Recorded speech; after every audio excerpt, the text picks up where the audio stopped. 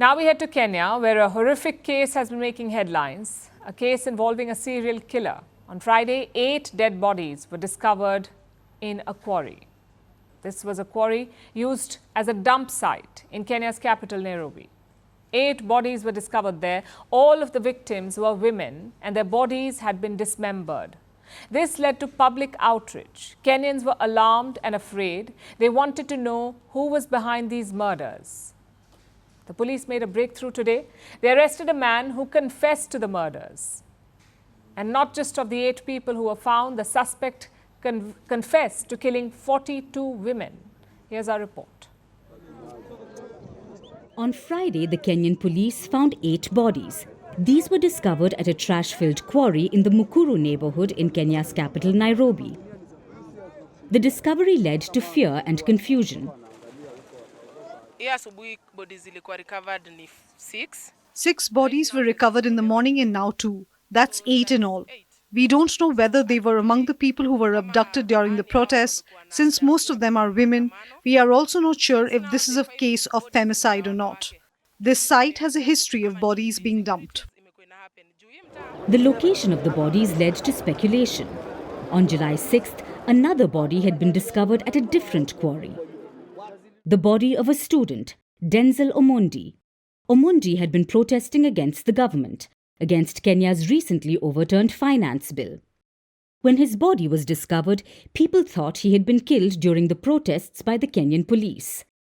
That investigation was already underway, and the 8 other bodies turned up in the Mukuru quarry.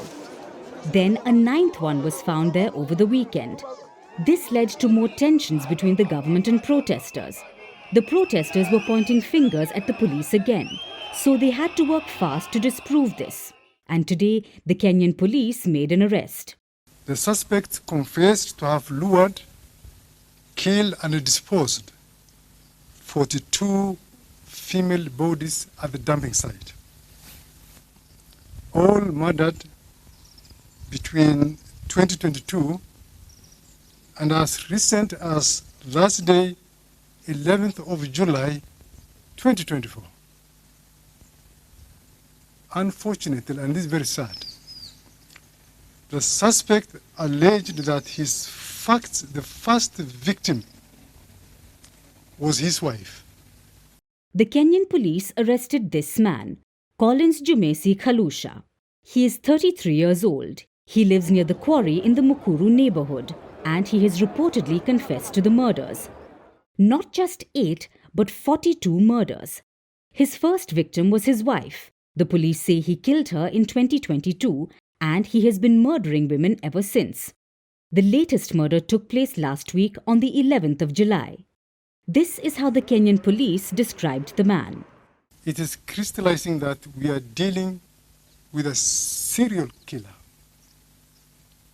a psychopathic serial killer who has no respect for human life.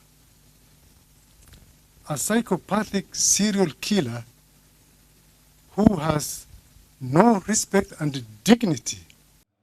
The police went to Khalisia's house. There they found his tools: a machete, industrial rubber gloves, rolls of sellotape, and nylon sacks. The police say that the serial killer would dispose of his victims by hacking up the bodies, putting them in nylon bags, and dumping the bags in the quarry.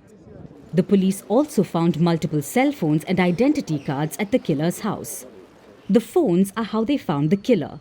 One of them belonged to a victim. The police tracked it to Khalisia's house. His arrest should bring an end to the case. But questions will be asked. How did 42 people get killed over 2 years without the police noticing? That's something the Kenyan police needs to answer.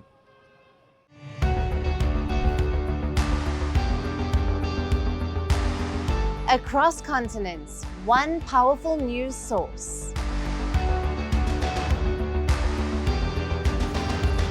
Bringing you diverse perspectives on the issues that matter.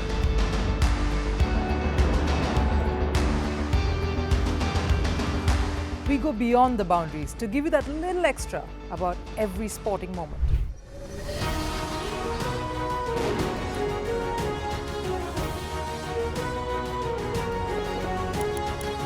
So thank you for making Firstpost 5 million strong. We're counting on your support, and you can trust us to bring you the news unfiltered and unvarnished.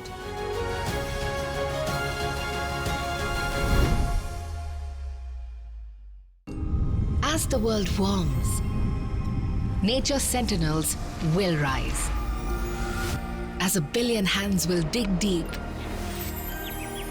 to write a new future for our planet.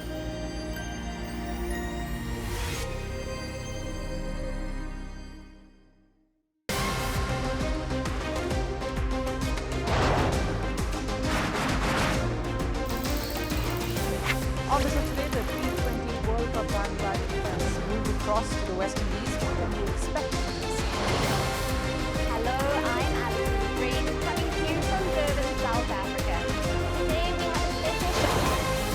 We'll start with a report on India's shifting nuclear posture. For the first time since India officially became a nuclear power. Hello and welcome to Firstpost America. I'm Aaron Ham, coming to you live from the nation's capital, Washington, D.C.